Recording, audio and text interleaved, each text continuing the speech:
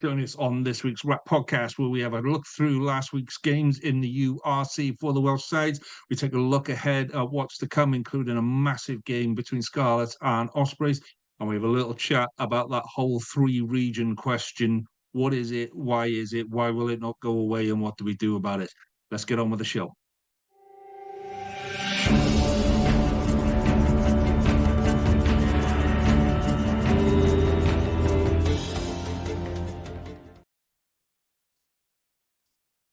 Hello and welcome to this week's edition of the WRRAP podcast. A little bit of a change this week. Sitting in as normal is Harley and Nick. Good evening, gentlemen.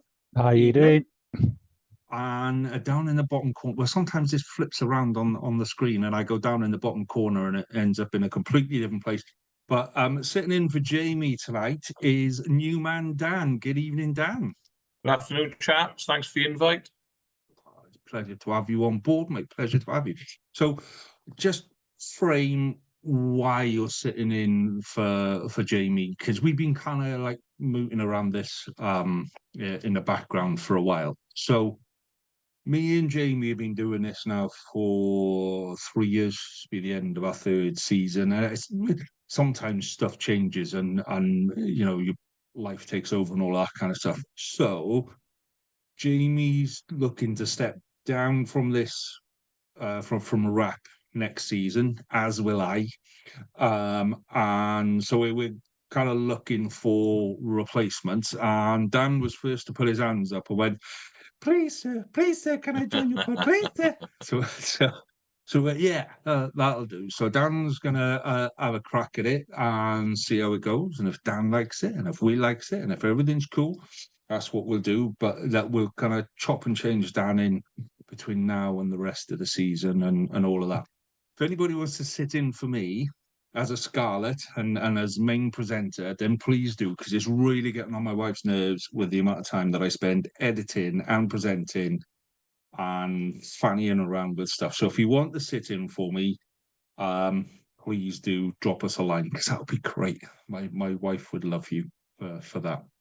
So just to add, you don't. It's not a requirement to have to put your foot in it every time you open your mouth, but you know it does add to Lee's charm. It's just the amount of complaints I've had on YouTube this week. I got bored this week. I started replying to people on YouTube, and they were putting stuff on there that was like totally, you know, absolutely. Here's a point. I want to make a real genuine point about this pod, and I was just winding them up and taking the mick. Now they're going like, do you want people to comment on your podcast? This is absolutely disgraceful. This is no way forward. Well, shall I tell the boss? Shall I get the boss involved? Yes, I think you should. Okay, what can I do for you? They don't like. There's no sense of humour on our YouTube one, but they're all Irish anyway. It's the Irish guys got no sense of humour. Leinster supporters, see, no sense of humour, and I guarantee one of them will watch and comment. Right, okay, let's move swiftly on. Harley, let's do Dan. Give us a little bit of your background and connection and why we the Dragons fit into your life, mate. Oh, the Dragons have been part of my life since their inception. Back in, what was it, 2005, was it?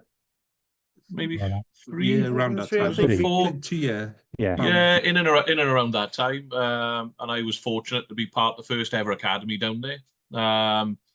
With the likes of Lewis Evans, Shanksy, Ben Flower, who went on to play for Wigan, Gareth Moore, later of Scarlets fame. Good boy Gareth, talented rugby player, and those lot. I played age grade rugby through the Dragon system then at 16s, 18s, and 20s, before going off to, believe it or not, over the bridge to Clifton, as is the site. I was maybe a trendsetter there.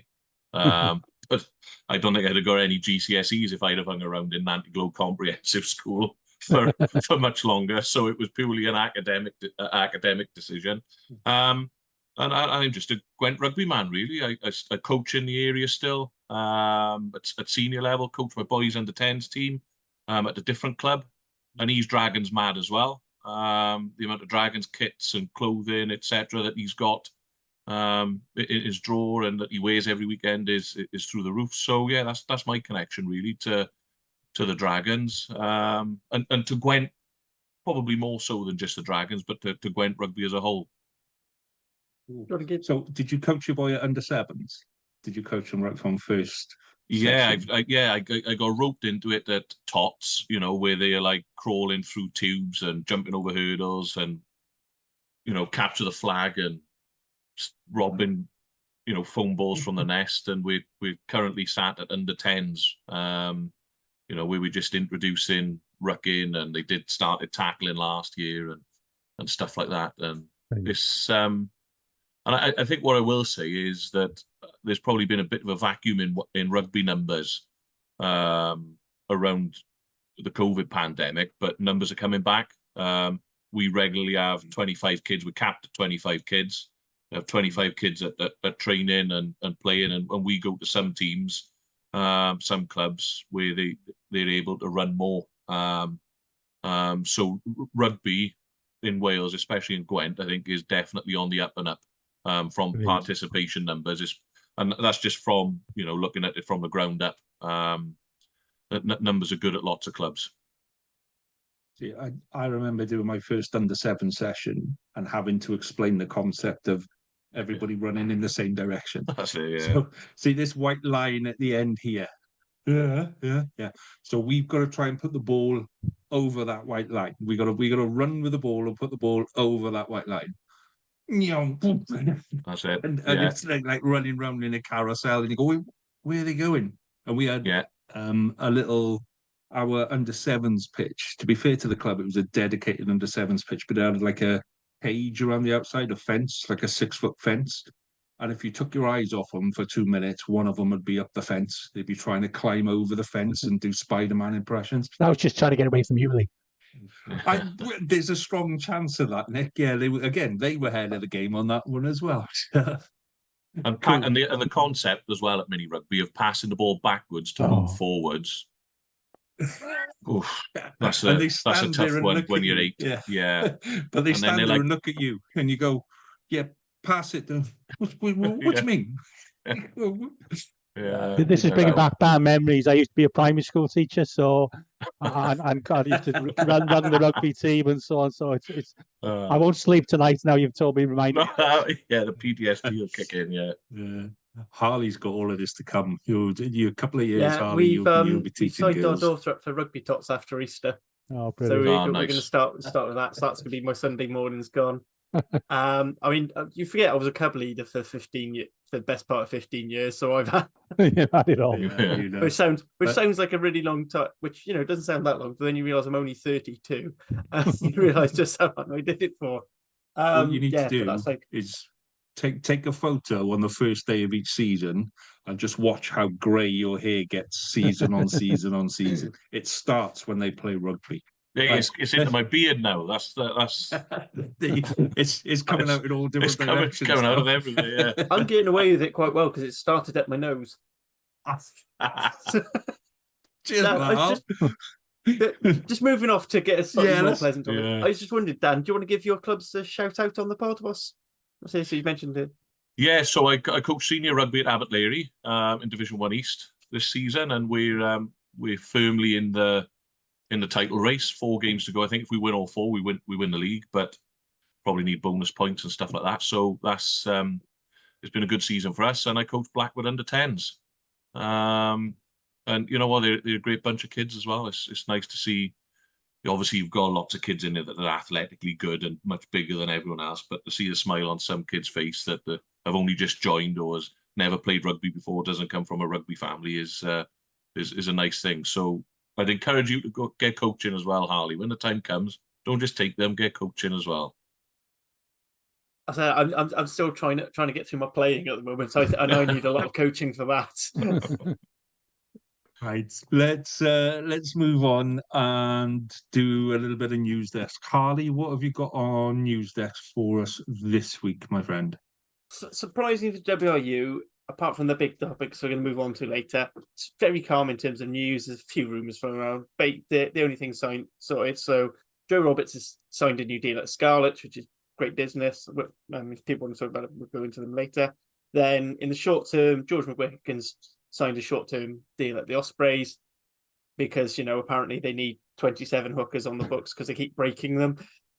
Josh Thomas has gone to the Dragons because they need someone who can actually play 10. And then for the next season, Tame Basham's coming to Cardiff because he wants to win a game on Boxing Day for a change. And Harry Bedell is leaving Leicester Tigers for the Dragons.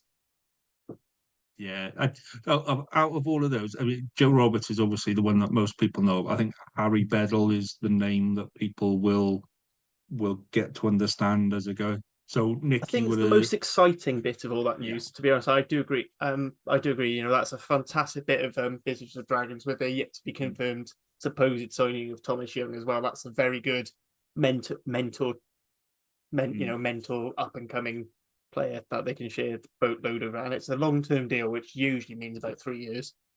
I think that's something to build around. I think it's perfect for the Dragons personally, especially moving Tane on, because Tane, I think, is a bit more of a hybrid. Can play across the back row. He's not an out-and-out 7. And having Bedell coming in, what would he be, 19? 18, 19 years of age, his whole career in front of him. Thomas Young coming in at the other end of his career, like you said. I think it's 2 number 7s coming in.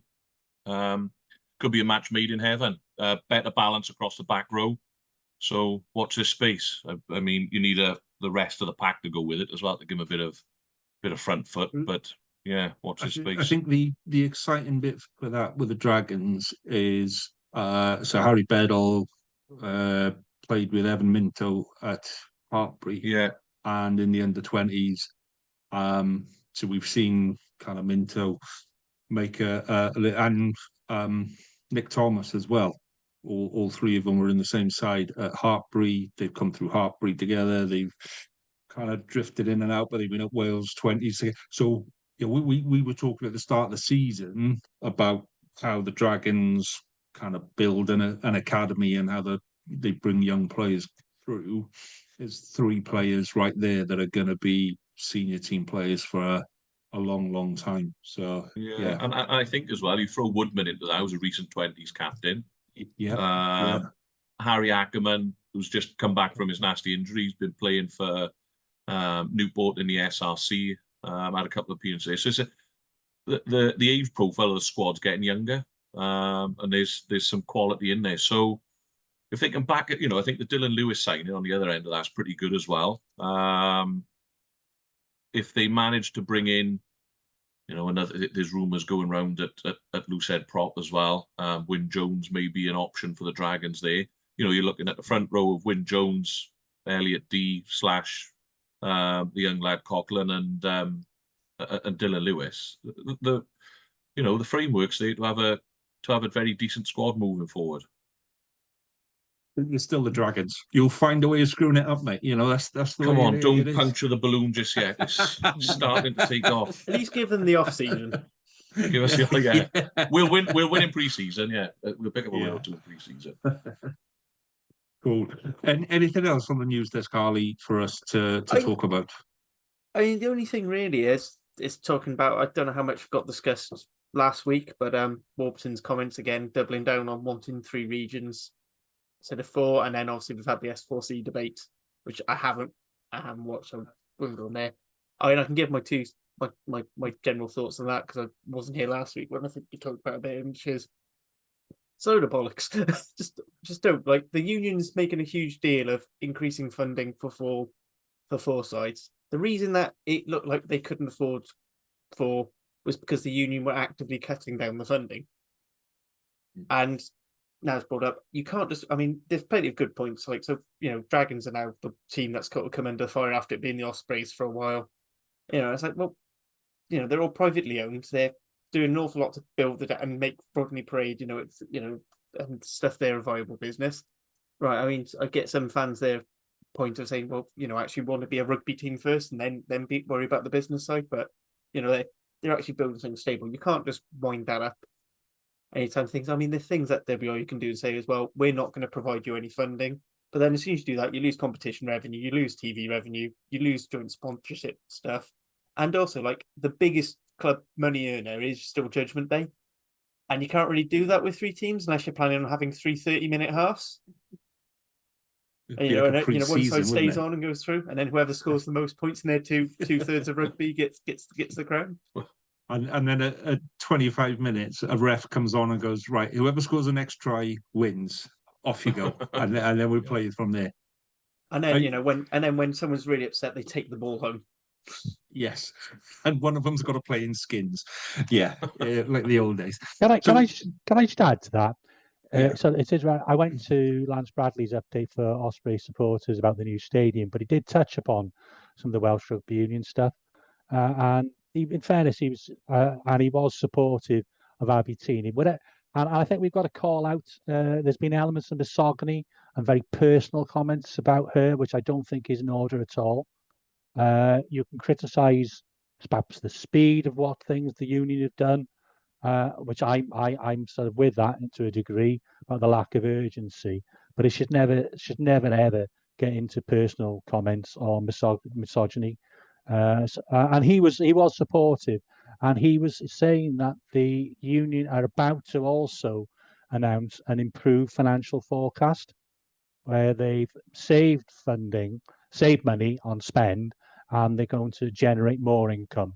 So, as I say, we just need to hear it. I mean, we need details, don't we? But I do think that is important, that we've sort of, and also when we talk about the plans to move forward, things like pathways and participation that Dan was referring to, you're not going to see those immediately. They take time, and you have to allow that. And the S4C debate as well. Gwyn Jones, who's always been an advocate of cutting a region, cutting a professional club, didn't go, but he's not challenged, even though Lauren is very good in English and in Welsh of asking the right questions in a very nice way. He's not explaining, well, what does it mean for the players for these regions? What does it mean for the staff of this club? What does it mean for the supporters? How is it going to be funded? Does it necessarily mean that if there was one less club, are they all going to get more money, and how much more money? So I do think that as fans, and we're not perhaps in the, people aren't going to listen to us as much as they listen to former Wales captains, that we do challenge it a bit. Well, Yeah, I'm gonna pick up on that point in a minute, Nick. But so, Dan, I mean, you've just spoken about your boy coming through the system on the pathway and being a massive Dragons fan. So, this is a fans podcast, and your son is a fan. All of our kids are fans.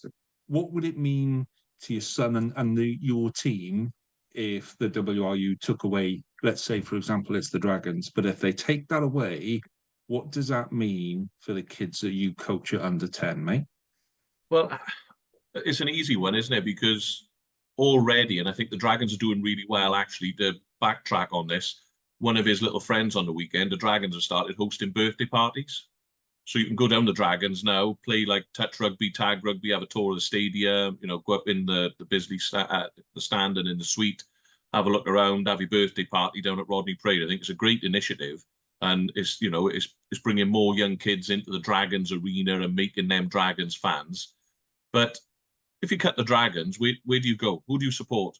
If you're from one of the Eastern Valleys, if you're a Gwent rugby man, if you're, it's quite a big patch now, actually, because it straddles, Merthyr up as far as Rumney and all the way down through Bargoed and those sorts of places, all the way to the English border with Monmouth.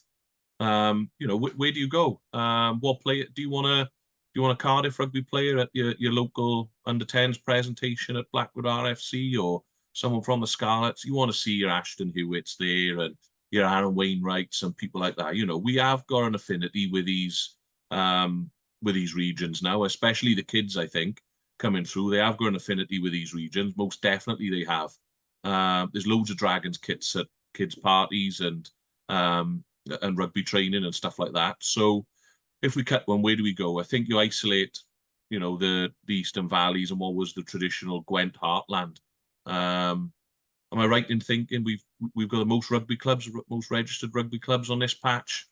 And the history, I think, is deserves to be recognised. The world's most famous front row come from Gwent.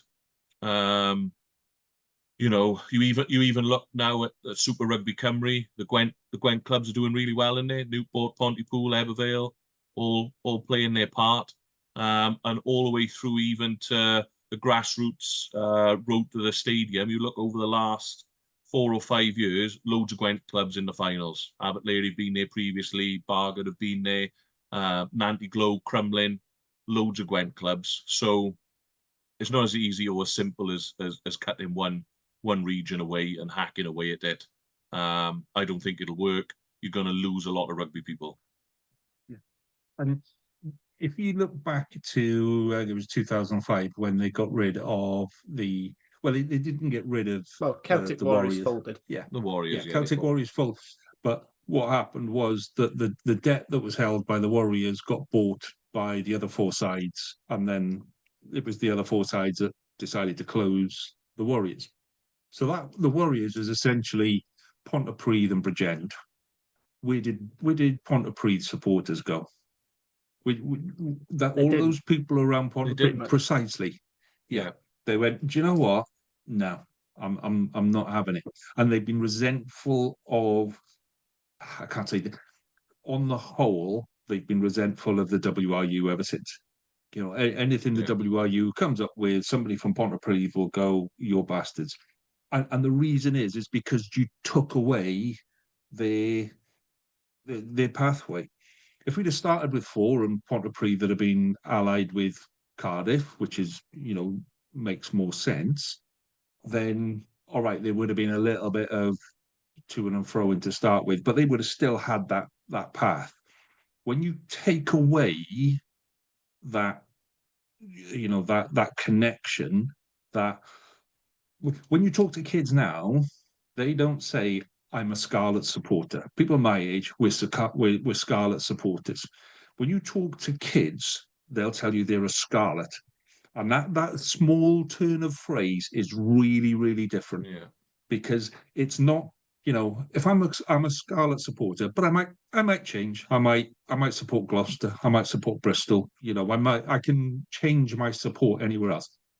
When you are a Scarlet, that's in there. And that doesn't change. So you take that region away and you essentially rip out a little part of that kid's rugby playing soul. That's what you're doing when you say drop to 3. And personally, I think it's disgraceful. But Nick, I'm going to ask you about the S4C thing. So just give us a bit more detail on was Jiffy on there as well? No, it was Gwyn Jones. Some old guy used to work for the Sports Council for Wales. I think he's associated with Cardiff and CF10. Somebody told me afterwards.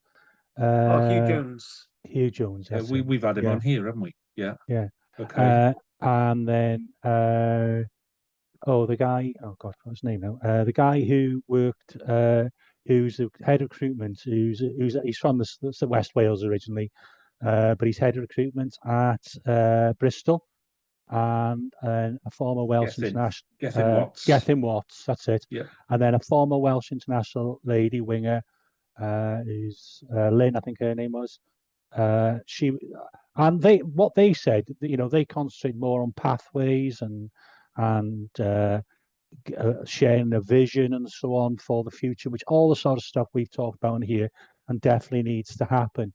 But Gwyn Jones's real main point, Carol Jones, sorry, was a lady, was about losing a region. It wasn't specific about who would go, but given his background, I'm fairly sure it would be down to 2, and 2 wouldn't be even in consideration, and you can work out which 2 would and which 2 wouldn't from my comment. But he made a fairly relevant point around, you know, South Africa have only got 4. Well, they've only got 4 in the URC, but South Africa's got a lot of teams in the Currie Cup, which have got a lot of good players as well. So I sort of got that point, but he didn't explain anything we've referred to tonight or before about what would happen to fans, what would happen to pathways, what would happen to the community work that all our club regions do. the reason why kids, I say they're a Scarlet, or kids go to to train in the Dragons kit, is because the development officers are out and about in the region and in schools and so on. So none of that was explained. None of the explanation was forthcoming around, well, what would happen to the debt? How much better off would we be financially? And also, one of the problems we've had, and this is particularly relevant to Dan, I think, and Dragon fans, they've never, up until now, they've not been on a level playing field. They are now, and you could, but they've never had the money that the rest of us have had. So let's have a fair and equitable system. When money is increased, okay, you're going to make an argument when we get to the 6.8 million, whatever it is, in 3 years, 4 years' time, other clubs might have gone up, but they might not have, because everybody's got financial issues. So maybe Glasgow might not have suddenly 10 million. But at least let's get to a position where we've got more money, where we can bring more players in, to bring the Welsh qualified players, and there's plenty of them out there playing in England, bring a lot more of those back, and also have a couple of Stardust players in each of the clubs, which can add real quality and be role models for people like Hugh Anderson and Dan Edwards and so on. Those type of young, very talented Welsh players we've got, if they could have that type of quality player from overseas as well, all well and good in my book. And let's let it happen and make a decision in 3 or 4 years' time. If it's not working, then okay, then we need a serious debate about how we move forward. But it's time to move on. It's just boring in my view, and it's divisive. Yeah. Sorry, I was just going to say, and ask everyone really. Do you think that, in a weird way, Wales have had a little bit of a restart, hasn't it? Since COVID, with the lack of funding and everything else, it's almost like we're starting from not quite scratch, because obviously we've got our pro teams that are set up, but it's not that long ago that Cardiff were having 1 and 2 people training for pre-season. So we have had a little bit of a restart financially, and Nick rightly mentions like the money at Glasgow, and you only got to look in the English game that the amount of money that they're paying people, Finn Russell being on £1 million a season, for example, or thereabouts at Bath. I think in a weird way, we're in a little bit of a fortunate position to have this restart again, because I don't think it's sustainable elsewhere. No. There's no way that the English Premiership for me at the moment is sustainable, as an example. I read somewhere on Twitter, I think it was in the rugby paper, that all the other clubs in England are looking to bail out Newcastle. I can't understand how rugby clubs that have got no money because they're in millions of pounds worth of debt are going to pay another club that's got no money. I can't understand it. So in a weird way, our restart may be good for us, because I think we're ahead of the curve in that these bubbles are going to burst sooner rather than later. I can't for the life of me see how paying Finn Russell £1 million a season is sustainable or good business, because you don't sell rugby shirts with like Russell on the back. We're not like American football or football here. The Rec is an old-fashioned ground, so he's not putting more bums in seats. And as of yet, they haven't won anything. So I don't know, maybe it's just me, but I think rugby outside of Wales is not sustainable. We shouldn't be looking at other models necessarily. We need to be looking at what's sustainable for ourselves. That's a really good point. What I will say is the local Greggs is doing a roaring trade since he's been there. Yeah. There's a queue every day. Yeah, but you see my point. I can't see how it's sustainable. When you look at Bristol and Bath, who basically they've got if you look at these Premiership clubs, they've all got the rich sugar daddy, very much like the Pete Thomas situation at Cardiff. The problem is what happens when they are either bored and decide to sell it, which is what happened with the London Irish guy. He got fed up of dipping his hand in his pocket. Yeah. If you can't find a buyer, they collapse. We were Cardiff quite lucky that Pelford Capital came in, and because it's 2 Cardiff lads who are interested and they see it as an investment. But if you haven't got that, then you're in shit creek, really. Because I think, was it Leicester? The Newcastle owner was looking at selling again. I think Leicester Tigers as well have been looking to get some at least part owners. Yeah. Tony Rowe at Exeter has had, they sold the stake in the hotel. Sounds familiar. Because because COVID cocked up a lot of things. I mean, the one thing I'm not too worried about what the budgets are right now. Like the actual figures on the board.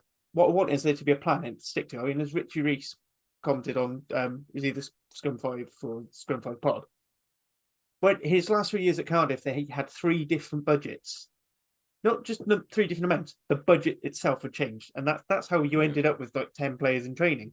Was because all of a sudden you got to the end of the season when your budget size said, "Oh, you now have to pay full whack for Sleepy Falatu and Josh Adams. No, you can't end their contracts earlier. We will penalise you further."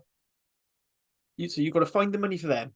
Plus, we're taking 2 million. We're taking 2 million off. When you look at when the Premiership dropped their salary cap down to where it is now, they said, "You've got this for this much time, and the new salary cap only starts counting when players sign new contracts." And they could do it, and that's fine. And now they've got an agreement that it's going to go up, so all the Premiership clubs can plan. Whether they choose to go all the way to the limit or not is then their decision. The problem we've had with the WRU is they keep changing their cocking mind every 5 minutes, and they keep saying, "Oh, deal signed." Oh, no, it's not. "Oh, well, hang on, what about this?" It's like, just get something signed, make an agreement. If it's going to be a 5-6 year agreement, keep it as a 5-6 year agreement. Even if the finances improve, great. Put that in a reserve for when we get to where we had during COVID, where things didn't go so great, and just stick to that plan, because but everyone knows where that's how you can plan. Yeah, and in any other business, that's what you'd be, isn't it? Yeah. So so strap yourselves in, boys, because Lee's gonna have a rant. Okay. So I got 2. You'll get used to this, Dan. Don't worry. Most people just ignore me. They go make a cup of tea at this point. But right. So 2 points. Yeah. And this is exactly what I said last week about Warburton. And Ron Jones at Scarlets. Okay. So these are board members who are out there actively debasing the sport and the structure in which their business exists. Forget that it's a club, forget that it's a region, forget all of that stuff. This is the business. You're on the board and you are actively trying to undermine the marketplace in which your business exists, right? So if you want to do that, by all means do that, but don't do it as a board member. If I was on the Scarlets board, or I was on the Cardiff board right now, I'd have those 2 answering to whoever's in charge, or CEO, chair, whatever it is.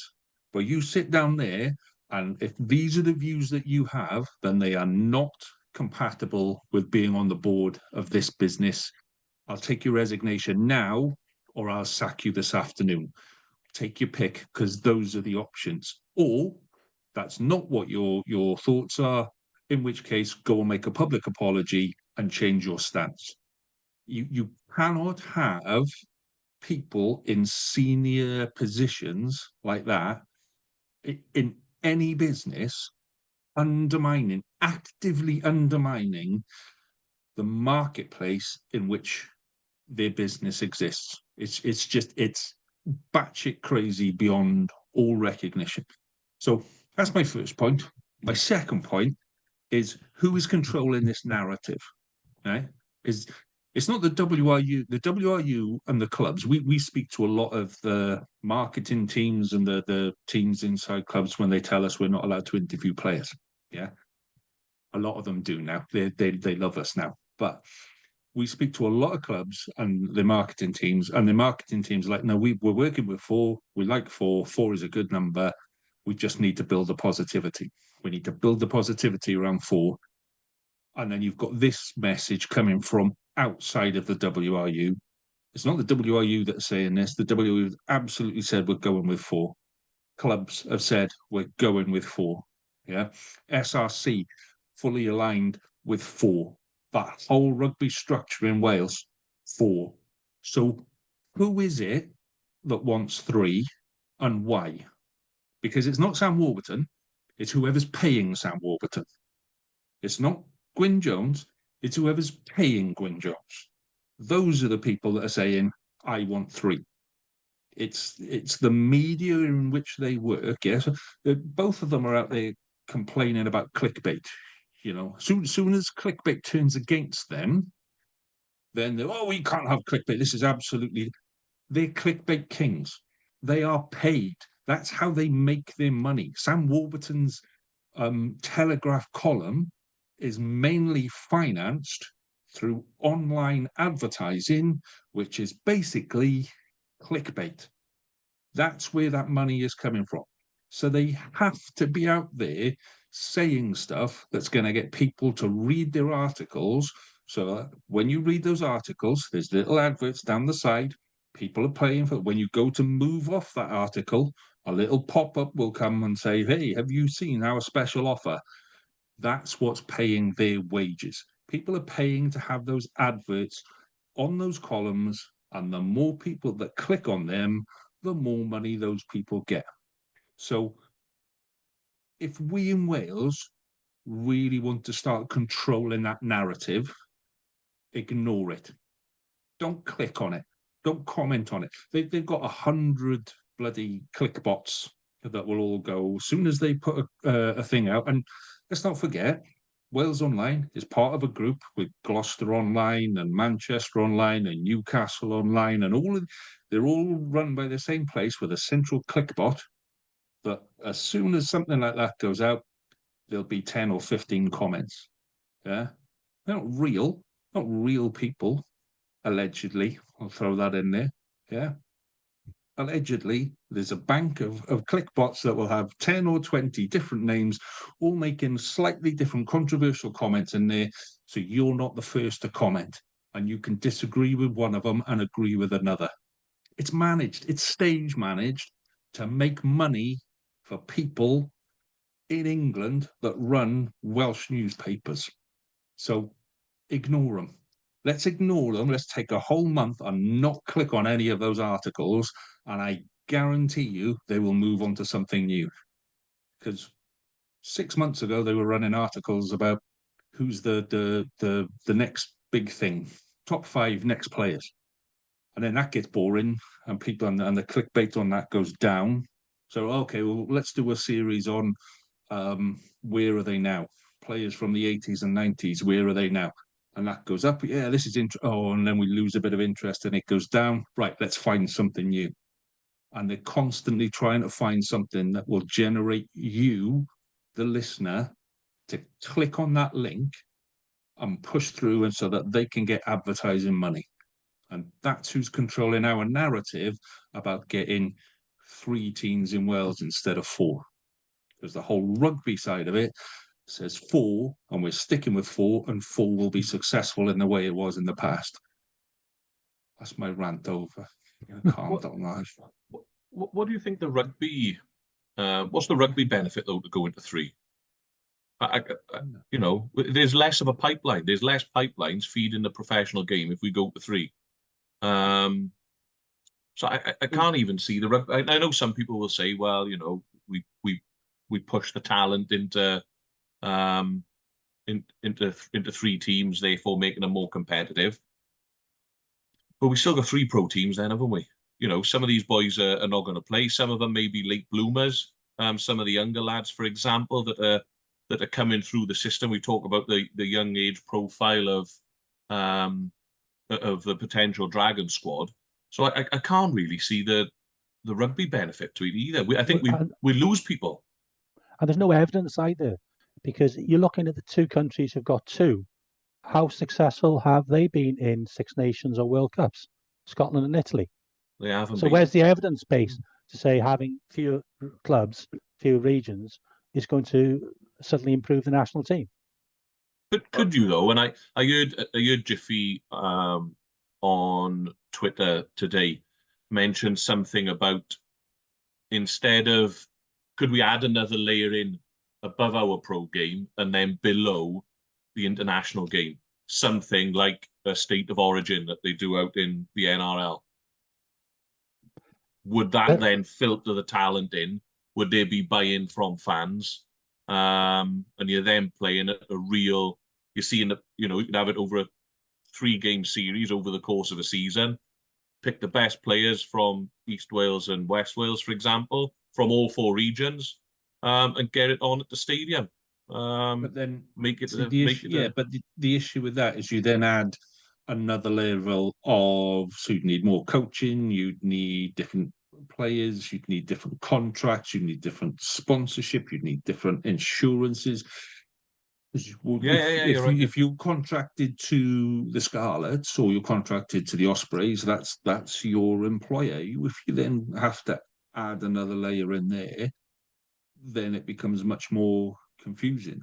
If that becomes like a representative thing, so it's run centrally by the WRU, you've got to be selected for it. It's a representative honour, like the possibles and probables of years ago. There was a reason why that died out, though, wasn't it? There was a reason it died out, because it wasn't producing.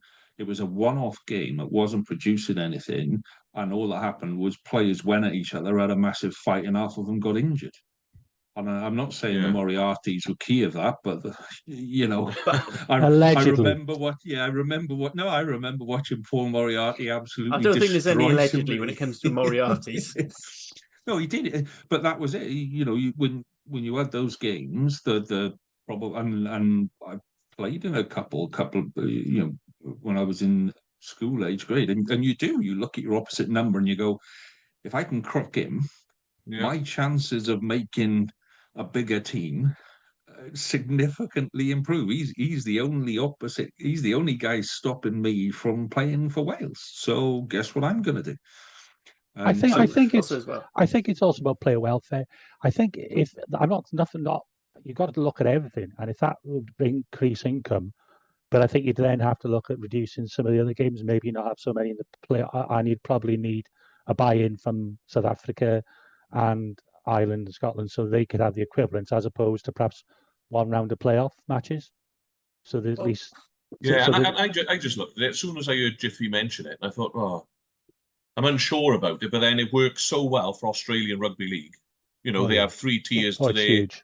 But then what do they do? What do they do after that? That's the thing with Rugby League. It's because the international game is just it's basically Australia and Australians who've got slight heritage in another nation to play for, and then I think England as well. It's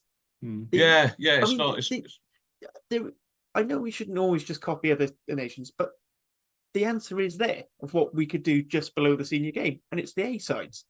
We brought in, we officially brought back Wales A for our capture team. I mean, a part of that was just for things like players, so we could have players like Callum Sheedy who weren't sure and didn't want to sign up. So the reason he didn't play for Wales under-20 is he don't want to sign off the Ireland or England route. And you are going to have players who do that. There's issues now with England academy contracts where they've got little clauses in which they're not supposed to have, but they do, where if you get asked by England under-20s, you've got to play for England under-20s. They get first dip. Yeah. And maybe that would be the answer then, because then you'd narrow that sort of quote-unquote elite playing pool down again into one team that are not quite at that international level, and that would bridge the gap. But I think we've got to look outside the box a little bit, haven't we? Go on. What I would like to see, and we'll talk about this another time, we'll move on now, but what I would like to see is a sevens league. So through the summer, you have a dedicated, every Friday night, 7-a-side tournament, and that moves all around Wales and various different clubs and all of that kind of stuff. But we underestimate the influence that a decent 7-a-side experience can give, particularly to backs, but also you look at, particularly some of the back row forwards, a 7-a-side tournament would be absolutely ding dong. And it's one of those things that just has never taken off, but has never really been tried. So anyway, we're going to park it there because we could go on for years, and I have no doubt this is Wales. We will go on for years about dropping 3 regions, but I will reiterate my point. Don't click on it. Watch what happens on that. So, Harley, let's discuss rugby from last week. You are first up with your Cardiff review. Off you go, So Harley. it certainly wasn't a classic game. When you say Cardiff versus Lions, you are not expecting 2017 as your final scoreline. You're expecting about double that. But it was great. I genuinely enjoyed this game. Well, we've just finished recording the Cardiff pod, and I said, weirdly, in that last passage of play, I didn't think we were going to lose, which is the first time I've ever had that feeling with watching Cardiff in a close game. Because our defence, like if you looked at that defensive display and put it up against like even the win against Zebra, it's night and day. Like that, everyone is making tackles, everyone is willing to defend. You can see people wanting to get back into line. I think that move as Johan Mulder just absolutely nails the tight head prop, Niakane, who is a small dwelling. Is the only way I can describe the size of the Lions tight head prop.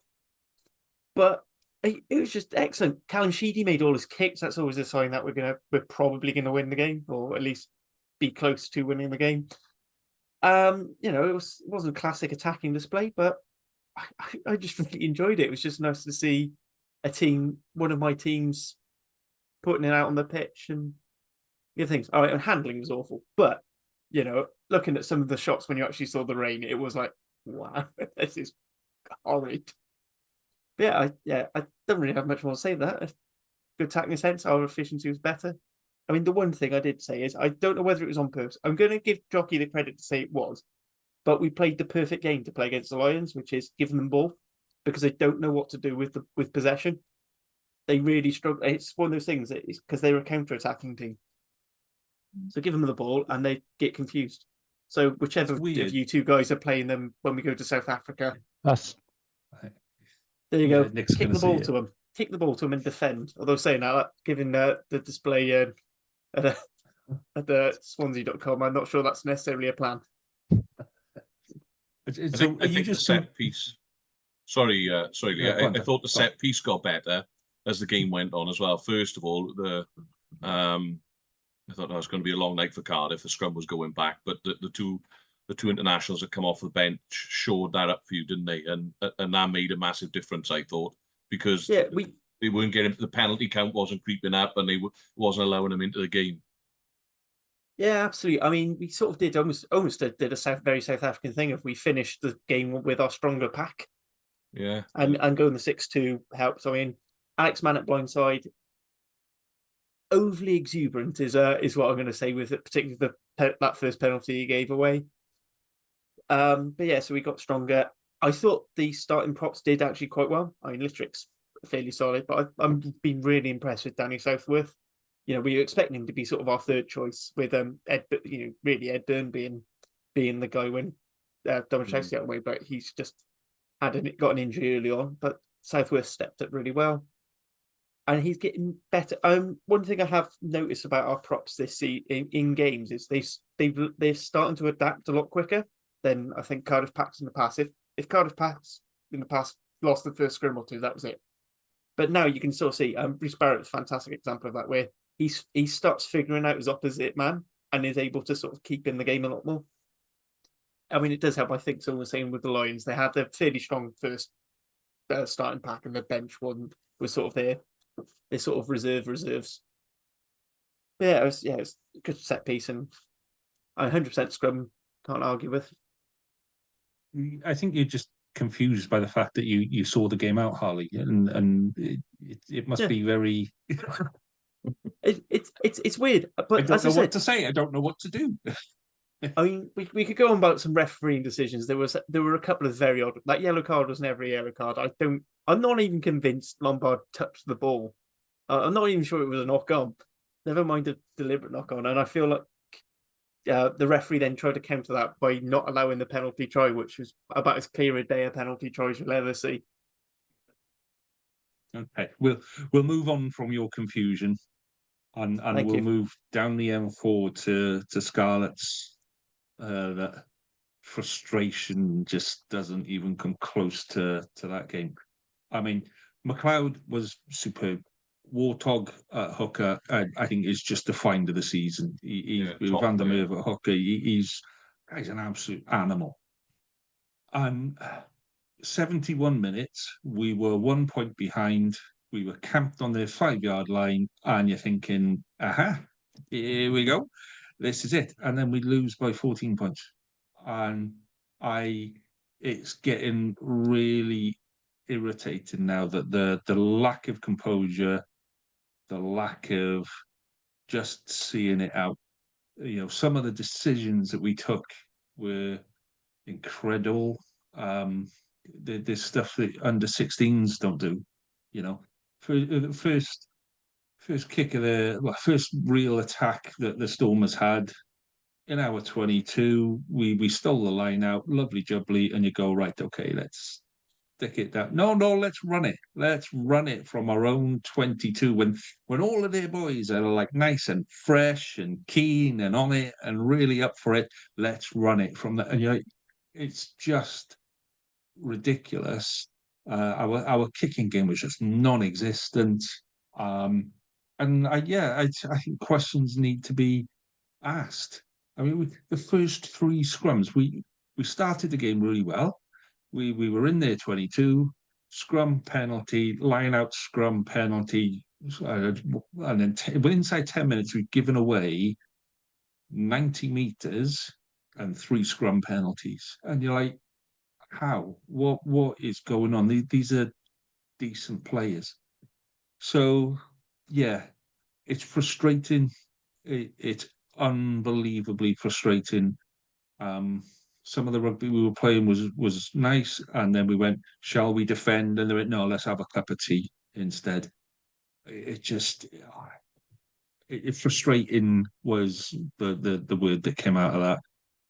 It was interesting to see Eddie James at 6. That was a high point of the game for me. I'm a big fan of 6'4" centres and 6'4" wingers coming in at 6. I think that's the way forward for the world. But yeah, it's for me now, when Scarlets go forward, maybe not for this guy. I know Costello is due back. Whether he's back for the first Ospreys game or the second, I don't know. But he's due back, and I think we now have to show a bit of leadership and a bit of credibility and give Charlie Titcombe a decent run, because how that guy is still with us, I don't know. He's a top quality player. He's what we need. He's a balance between the two. He's like a big version of Costello. He can run, he can kick, he can handle, he can tackle. He's got all of that, but you wouldn't know that unless you've watched him in the SRC. So we need to strap a set on and go, do you know what? He's starting the next, say, maybe not that first Ospreys game, but certainly after that, he has to be on the pitch for at least 30 minutes every game, and let's give the guy a decent job. The only game Charlie Titcombe has started since he's been with us was Leinster away. That's the only game that kid has started, and he deserves better than that. He really, really does. So, is this the boy that come from the Loughborough programme? That's him. Yeah, good player. Yeah, and he would have been. Yeah. I'm assuming Snedden would have been his coach up there at that point there as well. So he's had a real good grounding. Because that's a good programme, good league to play in the Buck Super League. Yeah, it's a shame he's not getting more of a chance. He was on the bench, and you're at 60 minutes, and we're going, right, okay, he's got to come on. We brought on Elias that screwed up the first line out and then gave a penalty away, and you're just like, these are international players. Why are we not seeing Charlie Titcombe? So yeah, frustrating as hell. I haven't listened to the Scarlets Boys pod yet, but I can pretty much guarantee I know what's on there, and it was pretty much what I just said. So go on. It stands up to my theory that Dwayne Peel actually has no idea what to do with 10s.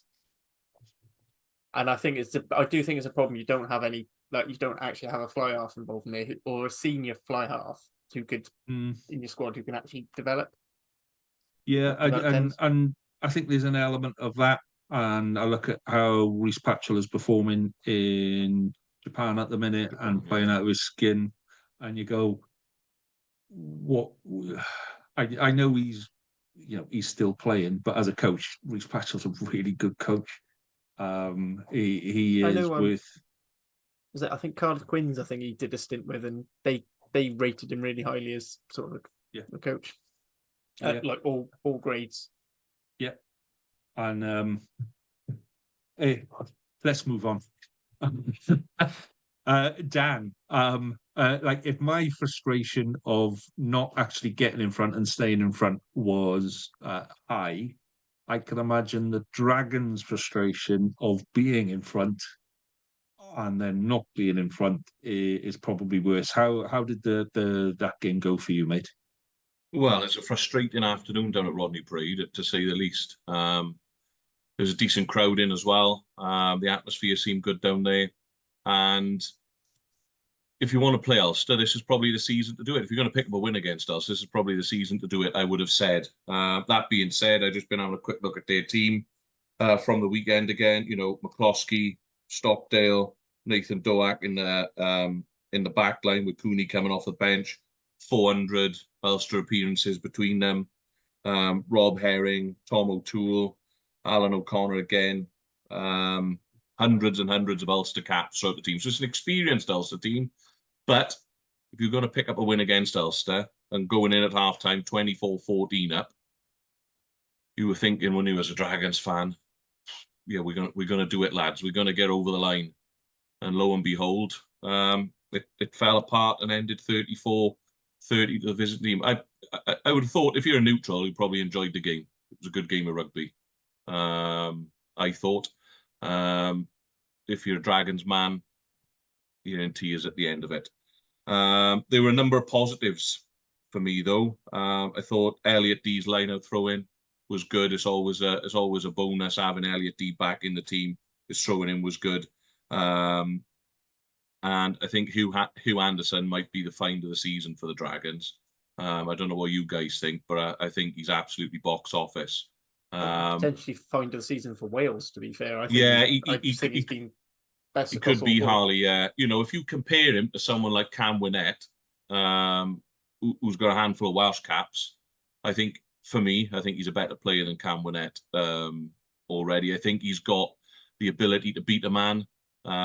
He probably lacks a little bit in the air compared to Cam, who's had an extra year playing senior rugby. I think he's got that X factor that the Dragons missed, albeit it got him in trouble, didn't it, towards the end of the game when he got tackled and then turned over by the visiting tight head prop. But do you want to coach that out of him?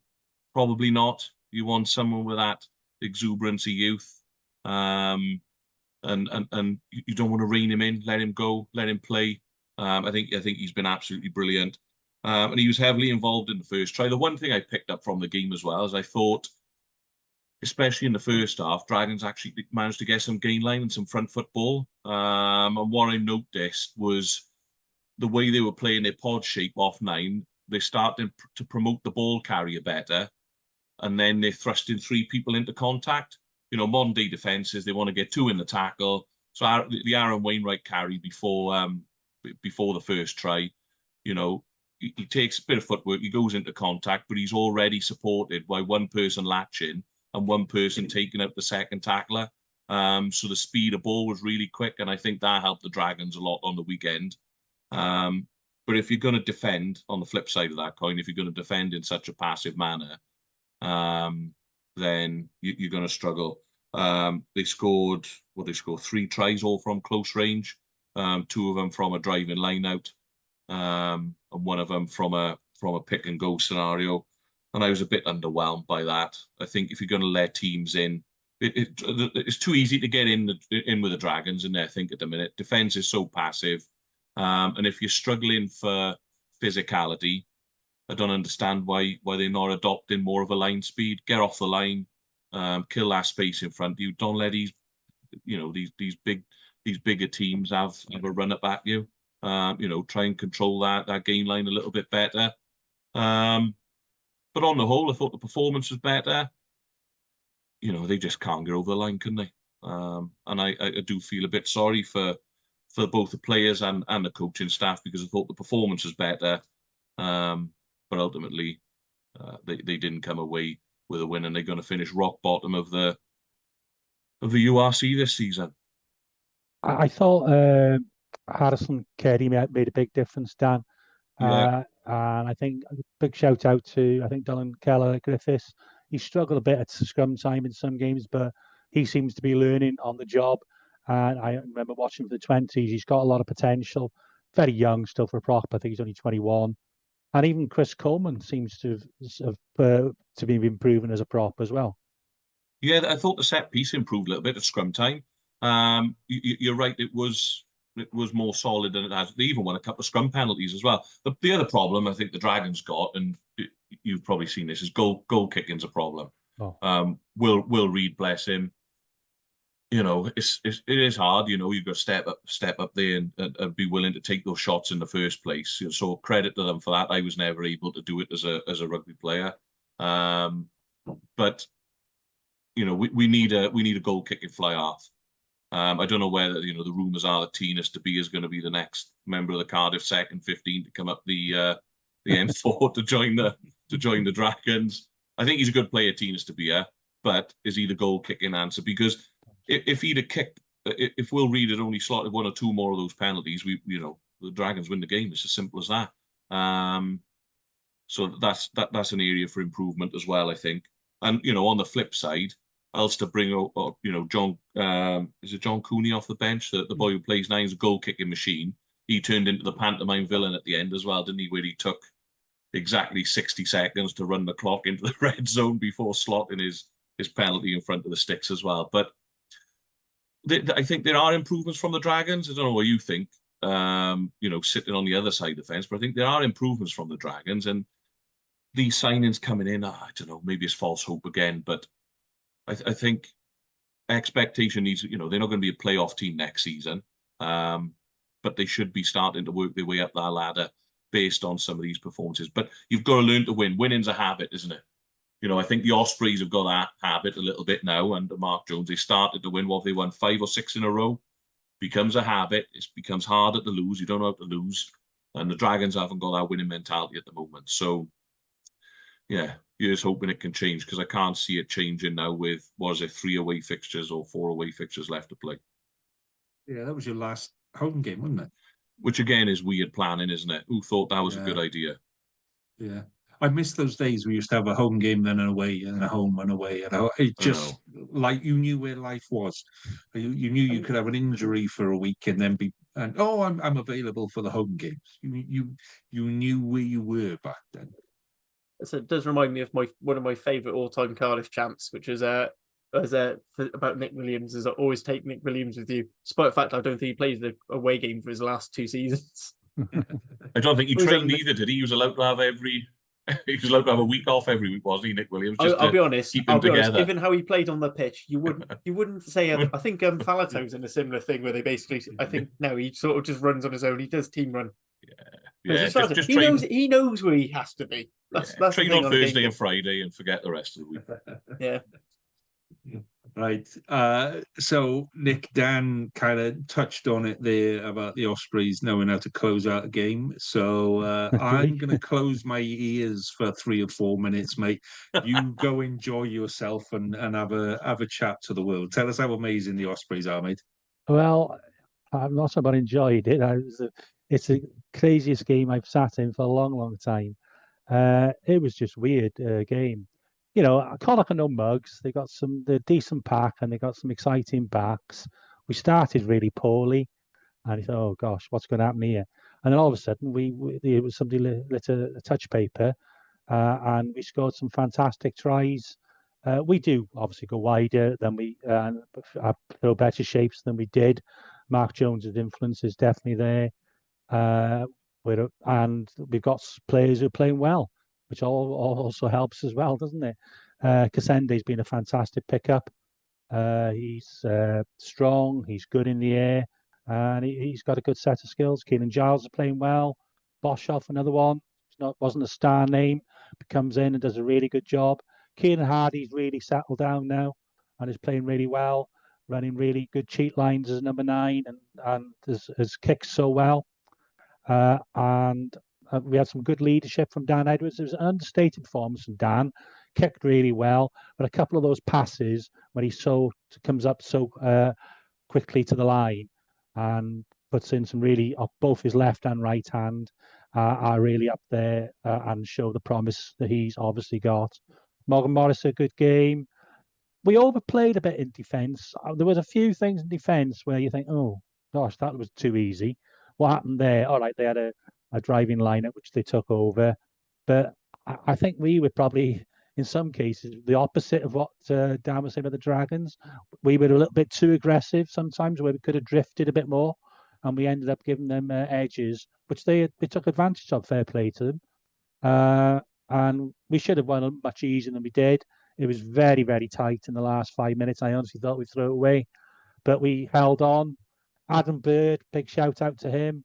Guess, as we know, he's had a lot of stick over the years, but you can see what he offers to a team. And to go 80 minutes after being out since the second week of November in a game like that was fantastic. So, yeah, winning is a habit. If you'd said to me 5 points to back up the fantastic win up Glasgow, so 2 games where we've had 10 points. So we're most definitely in the race now to be in the top 8. Obviously need to win the game. Certainly our games against the Welsh teams, and perhaps pick something up in South Africa. George McGuigan, which we mentioned before, I'm sure he didn't expect to come on and make his debut. He's not a big centre, but a hooker playing at a blindside flanker. It was how we went. We had so many injuries, HIEs at the end. That did affect things, I'm sure. But yeah, just really pleased to come out of that. Hopefully, we're not too many serious injuries, but certainly 5 points. And we're very much in both competitions now for the remainder of the season, I think. So the only bit I'm going to add to this, Nick, and this genuinely isn't taking a mickey, okay? This is a call to arms for Ospreys fans. And I've said this on your pod before, yeah? So let's say that's what, 5 wins on the bounce? 4 or 5 wins on the bounce, playing impressive rugby, winning. 3,416 people turned up to that game, yeah? So your guys were complaining at the start of the season that we'll turn up for winning rugby and all of this kind of stuff. You have to turn up to the game, guys. Yeah. It's all well and good sitting there going, oh, I'll watch them on telly. This is where you have to turn up for the game. And yeah, especially at this point of the season, and I know, we've spoken to the Ospreys marketing team. We know how hard they're working. We know that they're pulling out all the stops to get people to the Liberty. At some point, as a supporter, Swansea, Neath, wherever you are, you've got to go, do you know what? Okay, I'm just going to go for this one game, and this is the game I'm going to go to, because it makes a massive, massive difference to that. And when we get onto previews in a second, I've got a rough figure for how many tickets have already been sold. This is tickets sold for the Scarlets game, yeah. It's embarrassing when compared to, that's how many people you've got at home when you're winning. I mean, come on. Anyway, let's move on. Let's move on to previews. But before we do that, if you are liking what you are seeing and what you are hearing, please do rate, review, and subscribe. It makes a massive difference. Check out some of our social media. You will see the first of our discount codes on there for some fancy pants stuff, like blokey gadget things that people like. So that discount voucher is on there. Going to try and add one every month, a new one, and see how that works, just as a way of saying thank you. So you get 20% discount. I can't even remember the name of the store, but it's on our socials, and it'll be on our socials again this week. So if you're liking what you're hearing, please do rate and review and subscribe. Lovely jubbly. Let's move on to previews quickly then. Who have we got first? So we got Dragons first on Friday night, haven't we, Dan? That's a short turnaround, isn't it? Yeah, short turnaround, tough away trip. There's only one result, really, isn't there? I would have thought. I'm unsure of team status and team news at the minute. I don't know what sort of bumps we've we've picked up, but the squad's pretty thin as it is, as most regions are in Wales. But if we can get Hugh Anderson in the game early, and we get a bit of front football like they did early on against Ulster, we will cause them some problems. Surely the target has to be, let's go to Edinburgh. No one expects us to win. Let's go and get a losing bonus point and a try bonus point, come away with 2 points and see how that does. Let's go out to entertain and try and score some tries. What's the point in waiting to die? We may as well go and get it, haven't we? So I can't see anything but an Edinburgh win away from home, unfortunately. But I would like to see some attacking rugby and a little bit more guts to get a little bit more glory. But just imagine coming away just for a couple of seconds. Just let your mind drift to a Dragons win away. It would be lovely, but can anyone see it? Imagine what the odds are at the bookies, and this is why, and it's league rugby as well. You've got to look at it. Let's try and accumulate some points. Let's stick some points on the league table. You're not going to get near zebra, but there's no reason why, if we go and get the right people in the game at the right time, we get some front football, well, we can't go and score 4 tries. These needs to be targets that we have, and ultimately we're already building into next season, aren't we? Because we're not in the fight for the playoffs. There's no relegation in this league, so let's go and try things out. What have we got to lose? Absolutely nothing. Absolutely. So that's Friday night. So the Saturday 3 p.m. fixture we'll come to in a minute, because that's Scarlets Ospreys. That's a massive game at the minute. We're going to skip a game and then come back. So Harley, your boys are on at 7:15, I think it is, isn't it? 25 to 8. It'll be live on S4C. Just to say that the Edinburgh Dragons game is also 25 to 8, but on the Friday night that will be on BBC Sport BBC Wales. All games are live on Premier Sports, but if you don't want to pay for a subscription, they're the best rate. And also the derby will be on S4C. Benton Cardiff, I think because we've won that Lions game, I think some of the pressures somewhat off on getting results. When we're discussing it, expecting Cardiff to go fully loaded for this one, because I think if we can get a good number of points out of this and then hopefully get the win at Judgment Day and beat Munster at home, then it's going to take all the pressure off the South Africa tour. That we should be near enough guaranteed top 8. I mean, the good thing for us is pretty much every team we're playing apart from the Bulls in the last round, or penultimate round, are teams we're competing for a top 8 space with, so we really want to push there. Benetton haven't been on fire this season. They did well enough to get a win against 14-man Edinburgh.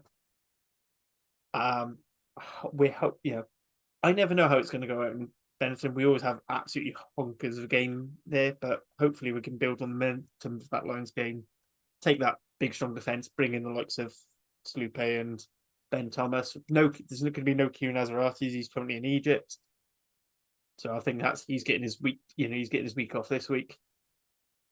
But I think it should be a good game. I like a minimum of 2 points out of it, preferably a win. But I say I'm looking forward to it. I'm on a weird rugby high at the moment, so I'm riding it. I'm riding it until I come crashing down at about 25 to 10 on Saturday. This is where you sound confused, mate. You're like, hey, there's expectation on a win. I don't know what to do with this. Confusing me. I'm on a Welsh rugby podcast. I'm talking about wanting to win. I don't know how this goes. Okay, so let's move back on to Scarlets Ospreys. This is now a huge game for both sides, Nick, where fortune's very much turned on the last one, on the not Boxing Day fixture when Mark Jones came in, and we were all singing or dancing at that point. You were then the doldrums, was all kind of flipped over. It's getting squeaky bum time at the Scarlets now. I'll be honest, it's not a comfortable place to be, but this is going to be a big game on Saturday, and I'm being told it's somewhere between 8,000 and 9,000 tickets already sold for that game, and that was yesterday, I think it was. So we've got this whole weekend. Traditionally, Scarlets will sell between 1,000 and 1,500 on the day. So I'm thinking at least one of the ends will be open, possibly both. If we can get all 3,400 of your guys up the the 5 miles. So yeah, it's going to be a big game. My message to Osprey fans is get your tickets early. Do not be disappointed. My message to Scarlet fans is you have to turn up. You have to turn up and watch this one. So, Nick, your expectations for Ospreys on Saturday? I think we'll go off the up front. I think, provided we haven't got too many injuries, I think you are still susceptible in the scrum. Our driving line out wasn't great, but that's some fair play to Connacht, their defence of our line out. So and so I think we'll go. I think we can get on top up front. I'm not expecting I'm not even expecting a high scoring game. I think it'll be a typical derby, tense, low scoring. Kicking will be important. Retaining the ball from kicks and so on. Defence on our part needs to be much, much better than it was last week. I think we, have the potential to win, but I've got a theory that neither team will win both games. Whoever wins on Saturday, I think will lose the following week, and obviously vice versa. I'm not being overtly negative there. I've just got a funny feeling whoever loses on Saturday will turn it around the following week. So I'm quite happy to be knocked out of the European Cup. I couldn't give a monkeys about that, and I will very happily take this game on Saturday. I think I was consistent with that since the start of the season. This for me is, we have to break the mentality. We spoke a couple of weeks ago about the mentality of playing the game, and we have to break this mentality of squeaking it.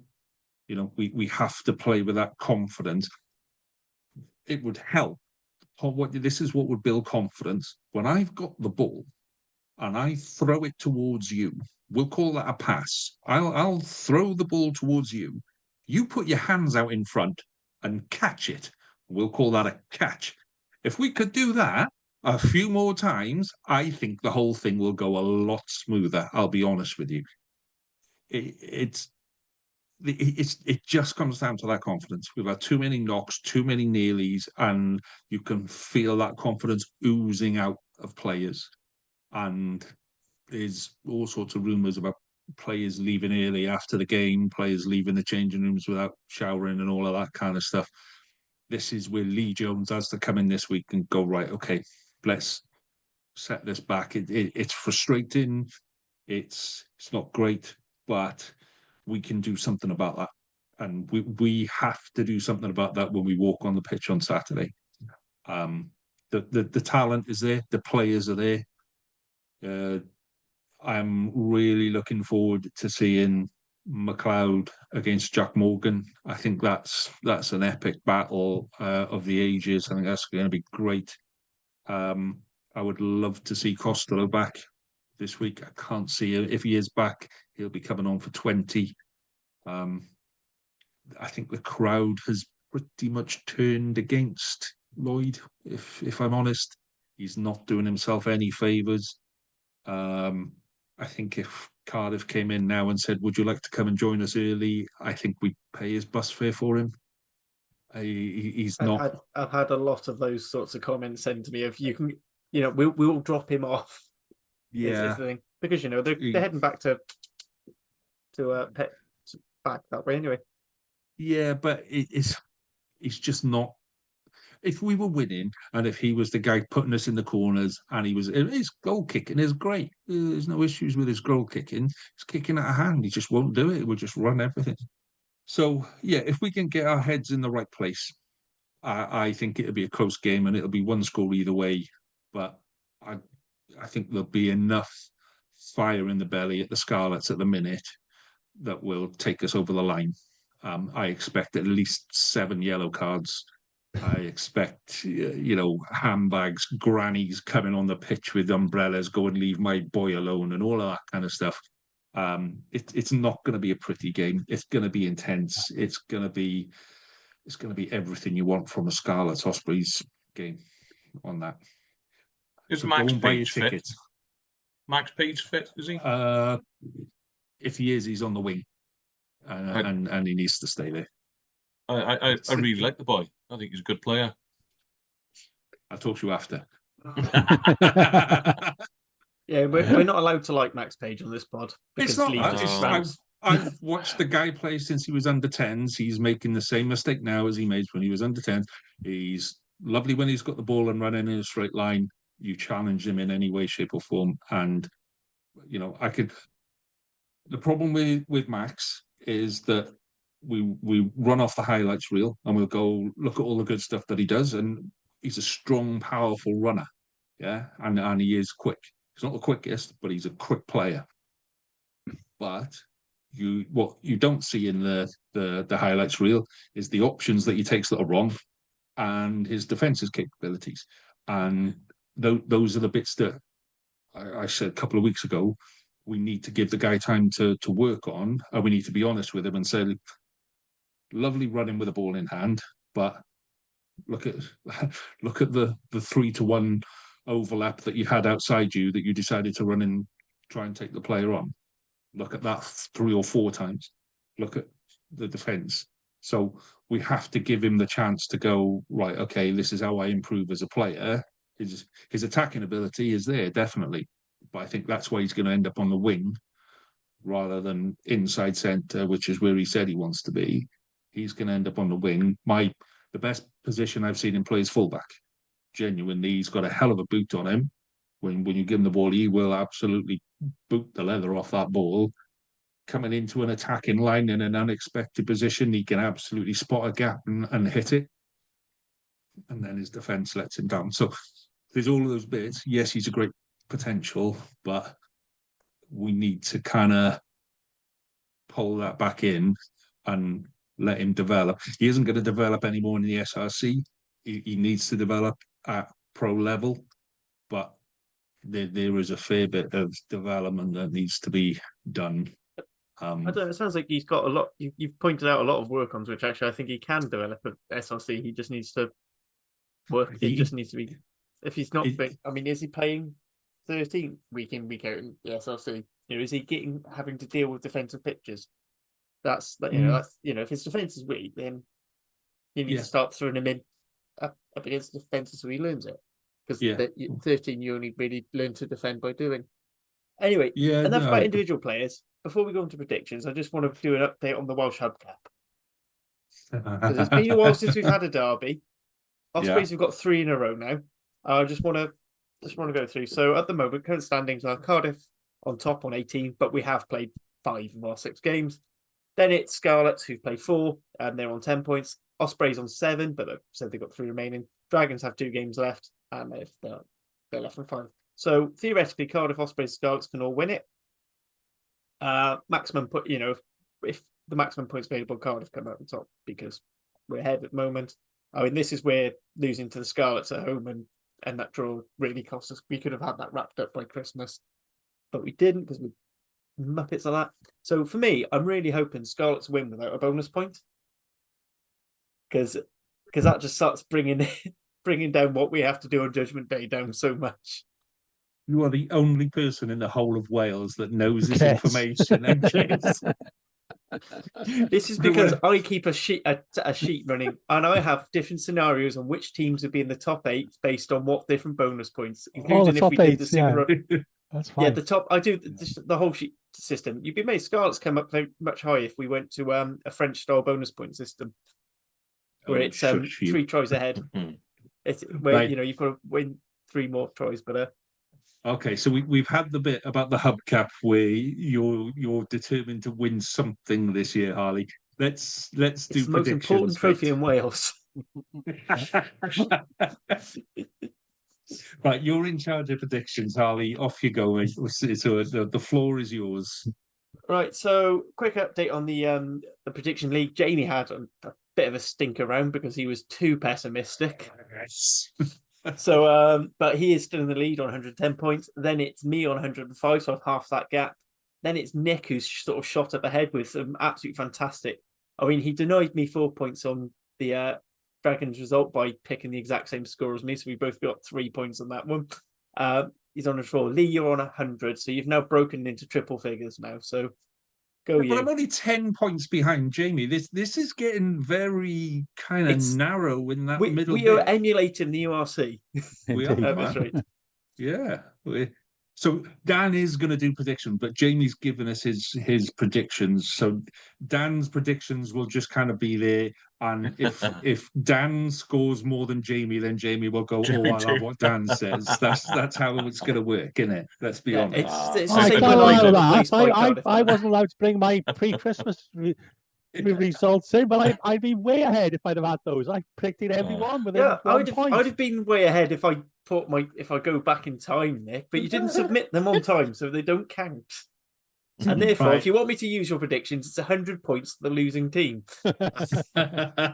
which puts you on about 12. Okay. Anyway, so Jamie's predictions for this, just so we know, and we publish it, so we're not fiddling with it. He's predicted Edinburgh to win by 20. He's predicted Ospreys to win by 8, and he's predicted Benetton to win by 6. I think Dan, as you're the guest, we'll let you have your predictions next. Okay, I'm going to go Edinburgh by 15, but the Dragons will score 4 tries. So we'll come away with something. I'm going to go Ospreys by 5. Yeah, Ospreys by 5. I think I've gone off you, Dan. I'll be honest. I've gone off I'm sorry. I'm sorry. I just think very knowledgeable rugby man, Dan. You've proven yourself to me. It's the form guide, I think, at the moment for me on that one. Just the Ospreys are able to eke out wins, so I think it'll be a tight game. I think you're both right. It'll be a scoring either way, but I'm just gonna put my hat in the Ospreys camp on that one by 5. And I think Cardiff are going to turn over Benetton away. Cardiff by 9. Oh, not that confident. Yes. No, I think that, despite their big budget and the fact they, it's basically an Italian international team there, I think Cardiff got the ability to go and turn them over. Why not? It's a big game for Cardiff. So, yeah, Cardiff by 9. I said Dan is really impressed 2/3 of this of the pod here. Yeah. Right, Nick, should we go on to you? So starting off with Edinburgh Dragons. I think it'll be high scoring. I think they'll throw it around both sides. I think 7-3 tries, but I'm sorry, I'm going Edinburgh by 21. Cardiff.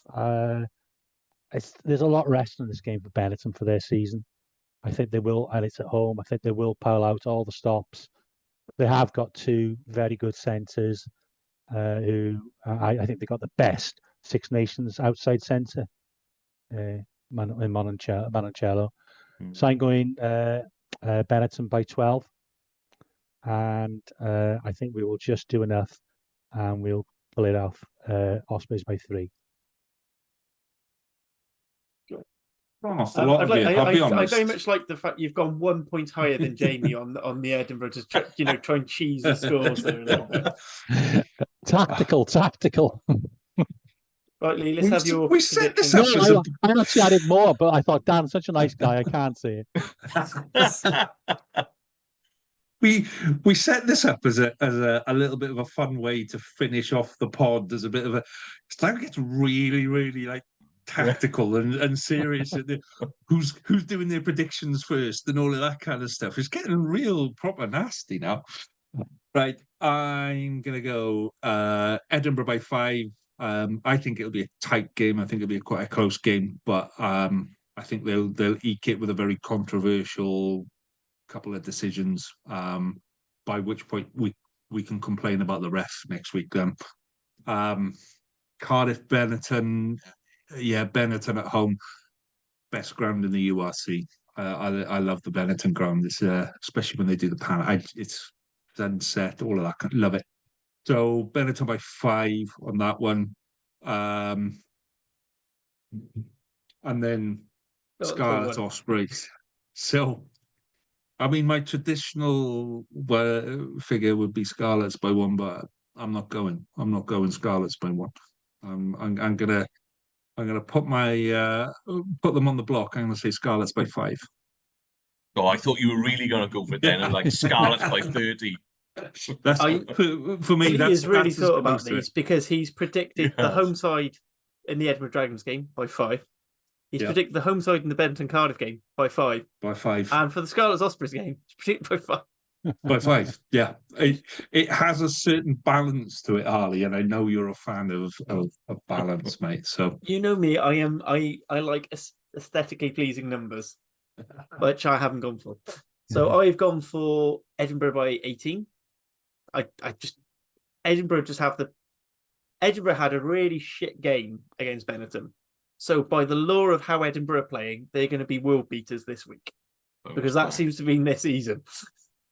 Home away doesn't matter so much. It's all about whether it's an odd or even round. Then for the derby, I've gone for Scarlets by 5. he I knows what haven't he's talking copied you. about. I've had these down. You know me. I do my predictions before the pod. And then I reckon Cardiff will win by 3. But I don't think Scarlets will get a try bonus point. So as I said, I think they'll only get a 4-point win. And then Ospreys will only get a couple. Yeah, they'll get that losing bonus point. Mate, you need to spend less time looking at spreadsheets and more time just enjoying life. Because you're I you're trying enjoy to looking at spreadsheets. They do go together, don't they, Harley? I don't get to do enough of them in work. Yeah, I'm with you on that, mate. I'm with you. Right. Okay. So let's wrap it up there then, gents. So, Dan, who have Abertillery got on Saturday? We've got a game. Yeah, we're at home to Glenavon. So proper Gwent derby there. So looking forward to that one. Cool. Okay. Best of luck for that one. The game on Sunday with the under-10s. Yes, Croeso Ceiliog at home. So yeah, that's the important one, isn't it? The under-10s, as long as they all have fun and we win. Yeah. That's all that matters. It's when you talk to parents, you go, it's all about having fun and winning. It's And winning, yeah. yeah. Yeah, and it's always your son that does something wrong as well, isn't it? You know, when you're trying to explain, yeah. Who missed the tackle? Oh, that's my boy. Yeah, there you go. Well, best of luck for both your sides on the weekend, my friend. Jamie will be back with us next week, and then hopefully Dan will be back with us in a couple of weeks' time. We will be back at normal time next week. Everything will be back to normal next week. I haven't blamed Premier Inn for a failure on website or Wi-Fi or anything like that. So I'll save that for next week. And until then, gents, enjoy your rugby. Have a good one, gents. Cheers.